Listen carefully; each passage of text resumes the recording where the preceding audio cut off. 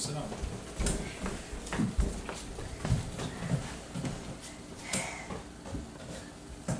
All right, thank you very much for being with me tonight. My name is Schaffer, and this is my argumentation speech. Tonight, I'd like to thank my daughter Audrey and my son Nate for agreeing to be interviewed as we work on this speech. Tonight, we're going to be talking about the Girl on Fire. On November 22nd, 2013, the three of us went and saw the movie Catching Fire. It's a Lionsgate production based on the 2009 book from Suzanne Collins, also titled Catching Fire. It's book number 2 of a 3-book trilogy about the Hunger Games. So tonight, we're going to go ahead and talk a little bit about that movie. We're going to give you our opinions as far as what we think about different areas of the movie and whether or not we would recommend you to watch the movie. There's 3 main topics we're going to take a look at. Those topics are just a comparison of the movie to the book, whether we thought it stayed true to the book. We're going to look at some of the characters, the ones we liked. As well, we're going to talk about the special effects in the movie. So let's dive right in and take a look at whether or not we thought the book and the movie stayed true to one another. So, in taking a look at it, we really felt that the movie maintained the complete storyline that you read in the book. As far as the story itself goes, it is about the tyranny of a large government oppressing the people in their districts, as well as then their desire to survive that and rise up and overcome that tyranny of the government. So we really thought that storyline held true, and that the movie itself really worked to bring that story to life.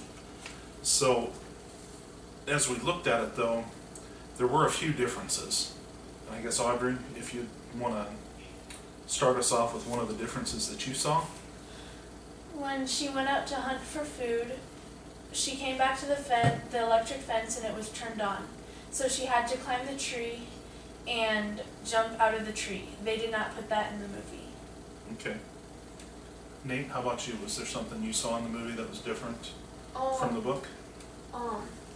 The stylist didn't interact with Katniss in the movie, but in the book, they talked a whole lot and just interacted. Okay. So these were two things that we thought really showed up in the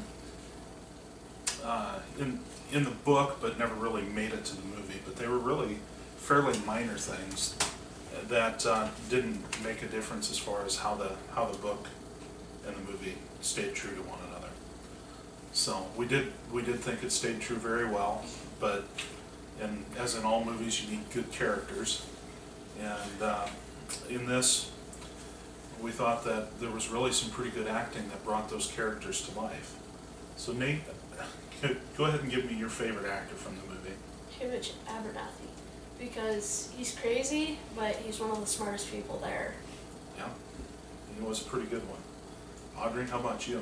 My favorite character of the movie was Katniss Everdeen, because she was willing to give up her life for her family. She stood up for what she believed, and just never gave up on her dream.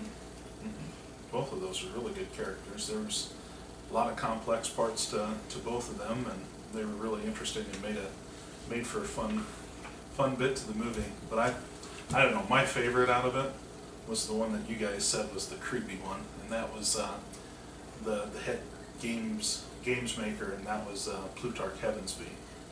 And I thought it was really good the way he was able to manipulate President Snow and act like he was working for him in setting up the Hunger Games, but then turned it around and ended up tricking him and helping the people of the district. So we really did think that the actors did a good job of bringing the characters to life. But what's a good action movie without some special effects? So Audrey, how was well?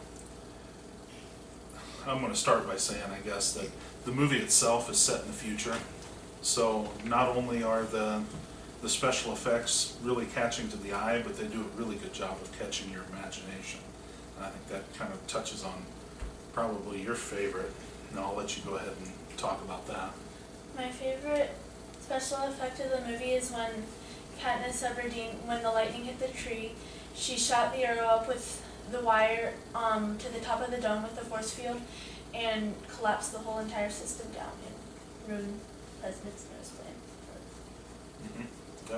That was pretty incredible to watch how this dome that they had been competing in all of a sudden is falling apart and coming down around all of them.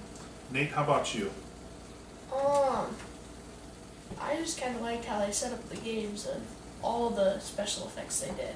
Yeah, the way the whole game board, I guess you would say, was set up like a clock, and different things happened in each hour section of the clock, and every hour it moved to something new, and all those different effects within those areas really were pretty interesting.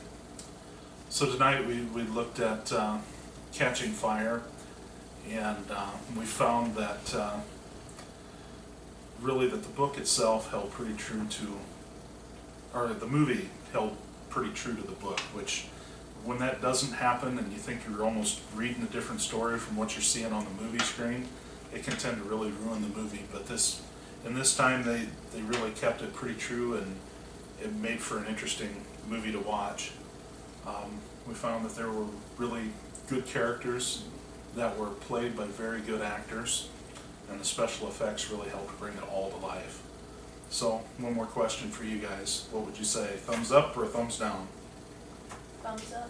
Thumbs up? Thumbs up for anybody over the age of 8. Over the age of 8? Okay. How about we go with over the age of 13, since it's a PG-13 movie? Well, we do suggest that you do see it. We think you'll enjoy. And, as they say in the movie, may the odds be ever in your favor. Thanks.